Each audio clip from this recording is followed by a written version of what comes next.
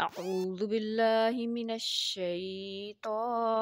الرجيم بسم الله الرحمن الرحيم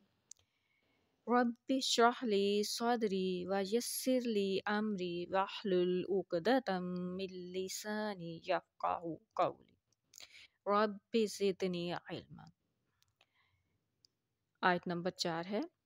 سورۃ النبا کی آیت نمبر 4۔ بسم اللہ الرحمن الرحیم الذی ہم فیہ مختلفون الذی ہم فیہ مختلفون الذی وہ جس میں ہم وہ فیہ اس میں مختلفون اختلاف کرنے والے ہیں۔ مشکل الفاظ کے معنی دیکھتے ہیں۔ مختلفون، مختلفون کی جمع ہے اور مختلفون اختلافا سے اسم فاعل کا صیغہ ہے اور اس کا معنی ہے آپس میں ایک دوسرے سے اختلاف کرنے والے۔ اور الذی ہم فیہ مختلفون کے معنی ہوں گے جس میں وہ اختلاف ظاہر کر رہے ہیں۔ اس سے پہلی آیت میں نبائے عظیم میں قرآن کریم ایک خبر کو نبائے عظیم قرار دیتا ہے اور پھر فرماتا ہے الذی ہم فیہ مختلفون،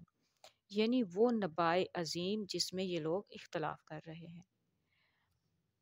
نبائے عظیم، اب نبا کے بارے میں ہم نے کیا پڑھا کہ نبا ایسی خبر کو کہتے ہیں جو عظیم خبر ہوتی ہے اور اس میں 3 پوائنٹ ہوتے ہیں۔ اول فائدہ، دوم عظیم فائدہ اور سوم علم یقین حاصل ہونا، یعنی جس میں یہ تینوں چیزیں نہیں ہوتی وہ نبا نہیں ہوتی۔ تو ایک تو نبا مطلب یہ کہ اول تو نبا میں اختلاف نہیں ہونا چاہیے، یعنی کہ نبا ایسی جو خبر ہے عظیم و شان خبر، اس میں اختلاف نہیں ہونا چاہیے۔ اور پھر نبائے عظیم، یعنی کہ ایک تو نبا میں 3 پوائنٹ تھے، عام خبر کو نبا نہیں کہا جاتا جس میں تینوں چیزیں شامل نہ ہوں، اور پھر نبا کے ساتھ عظیم کا لفظ لائے اللہ تعالیٰ، تو نبائے عظیم ایسی خبر ہو گئی جو شاندار خبروں کی سردار خبر ہے، جو عظیم خبروں کی بھی سردار عظیم خبر ہوگی۔ تو ایسی خبر میں یعنی کہ نبائے عظیم میں کسی بھی صورت اختلاف نہیں ہو سکتا تھا، مگر یہ ایسے لوگ ہیں جو نبائے عظیم میں بھی اختلاف کر رہے ہیں، گویا ادھر ایک عظیم و شان خبر موجود ہے اور ادھر یہ لوگ ایسے ذلیل ہیں کہ اس عظیم و شان خبر میں بھی اختلاف کر رہے ہیں۔ اب وہ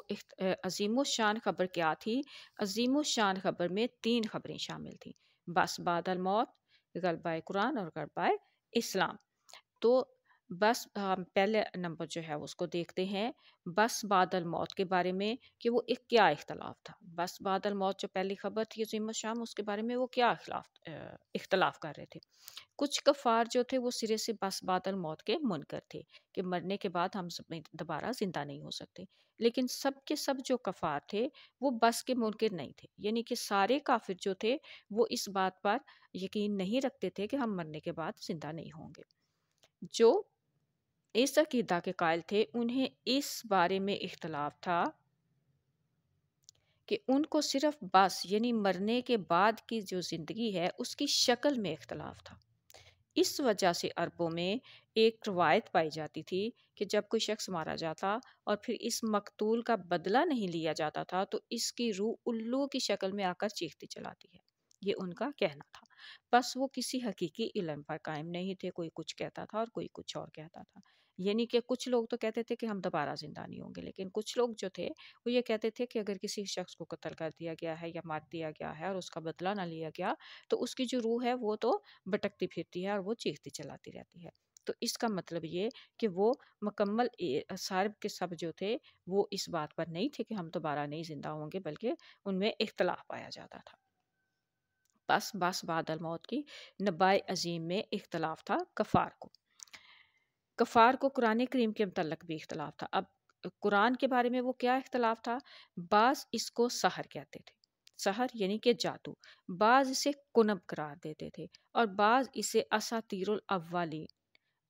الاولین کہتے تھے۔ اب اساطیر الاولین کہنے کا مطلب کہ قرآن جھوٹا نہیں ہے، بلکہ ان کا جو اعتراض یہ تھا کہ اس میں ان کے باپ دادا کی باتوں کو نقل کر دیا گیا ہے، اس لیے ہم اس کو خدا کا کلام نہیں مان سکتے۔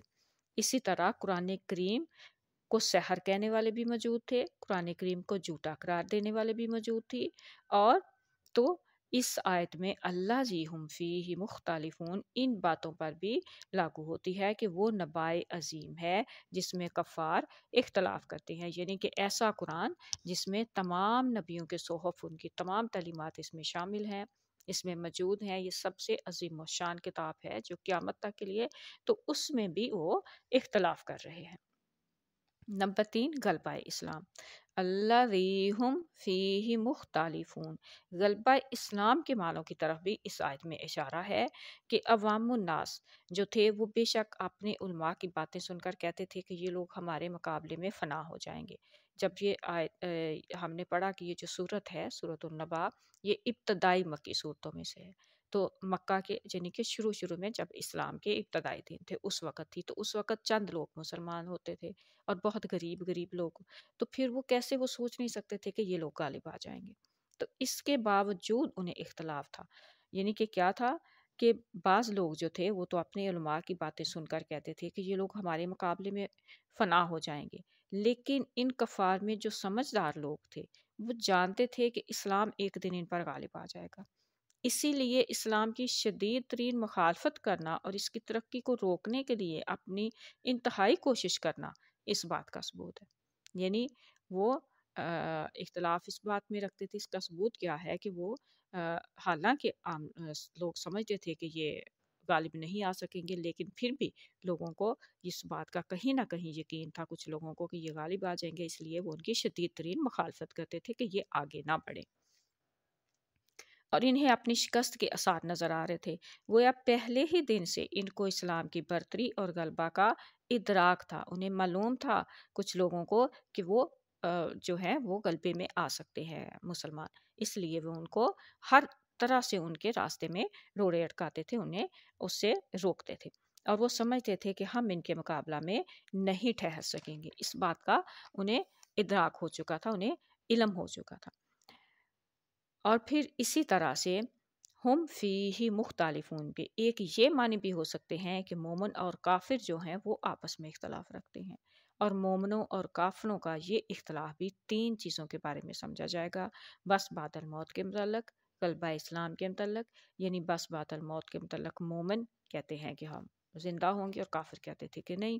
اور غلبہ اسلام کے متعلق بھی مومن کہتے تھے کہ ہم غالب آئیں گے، اور کافر کچھ کہتے تھے کہ